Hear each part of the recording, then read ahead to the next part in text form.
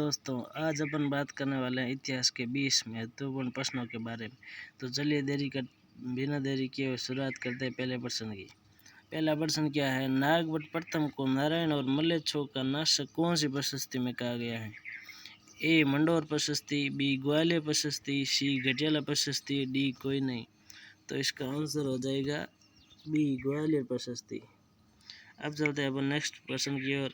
Next प्रश्न क्या कह रहा है? आधुनिक राजस्थान का निर्माता किसे माना जाता है? ए. हरिदेव जोशी, बी. जयेंद्र व्यास, सी. मोहनलाल सुखाड़िया, डी. भैरव सिंह शेखावत। तो इसका आंसर हो जाएगा हमारा सी. मोहनलाल सुखाड़िया आंसर हो जाएगा। इसका सी आंसर हो जाएगा। अब चलते हैं अपन तीसरा प्रश्न की ओर। तीसरा प्रश्न है, आज छतरपुर का वर्तमान नाम क्या है? ए. जयपुर, बी. नागौर, सी. तारागढ़, डी. बीकानेर। तो इसका आंसर हो जाएगा बी. नागौर। अब चलते हैं अपन अगले प्रश्न की ओर। अगला प्रश्न है, जॉर्ज थॉमस ने सन 1800 ईस्वी में राजस्थान के लिए क्या नाम दिया? ए. मरुक्षेत्र, बी. राजस्थान, सी. राजपूताना, डी. राजस्थान। तो इसका आंसर हो जाएगा राजपूताना, सी आंसर हो जाएगा।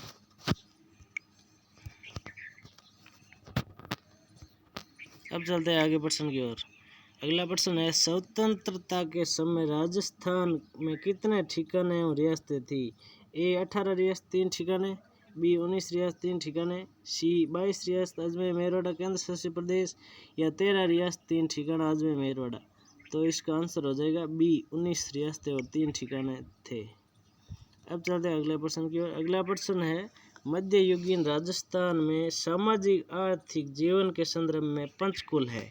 ए. जिला परिषद, बी. ग्रामीण परिषद, सी. ए, बी दोनों, डी कोई नहीं। तो इसका आंसर हो जाएगा बी नंबर आंसर। आगे चलते हैं, सर्वहितकारिणी सभा द्वारा राजस्थान का भागीरथ किसे कहा गया है? ए. नंदराम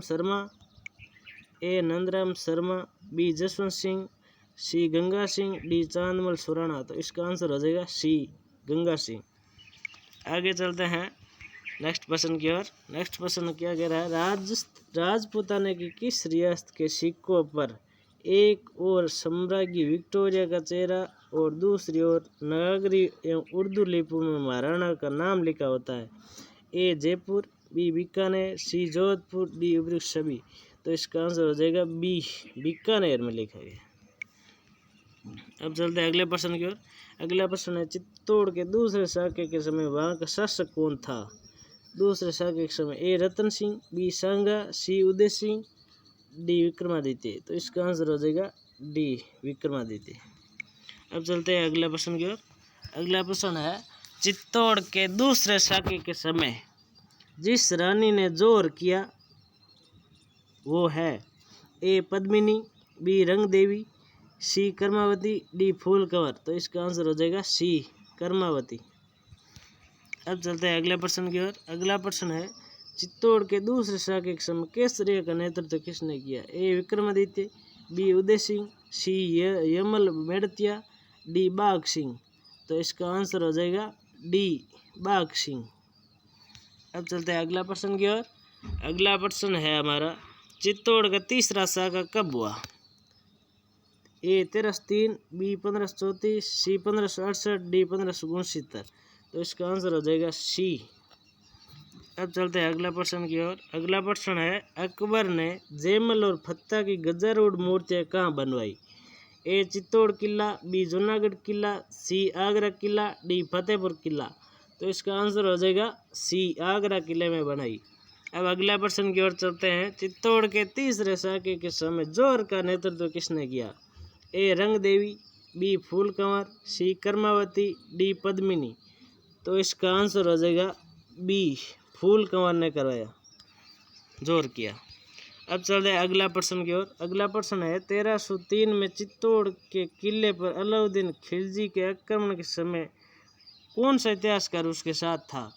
ए. बदायूनी, बी. अबुल फजल, सी. अमीर खुसरो, डी. दुर्सा आडा। तो इसका आंसर हो जाएगा सी. अमीर खुसरो। अब चलते हैं अगले प्रश्न की ओर। अगला प्रश्न है, 32 खंभों की छतरी का निर्माण किसने कराया? ए. उदय सिंह, बी. कुंभा, सी. हमीर देव, डी. सांगा की पत्नी कर्मावती। तो इसका आंसर हो जाएगा सी. हमीर देव ने करवाया। अब चलते हैं अगला प्रश्न की ओर। अगला प्रश्न है, रानी कर्मावती ने लाल पत्थर की अधूरी छतरी कहाँ बनाई? ए जालोर, बी रणथंभौर, सी चित्तौड़, डी कुंभलगढ़। तो इसका आंसर हो जाएगा बी रणथंभौर में बनाई।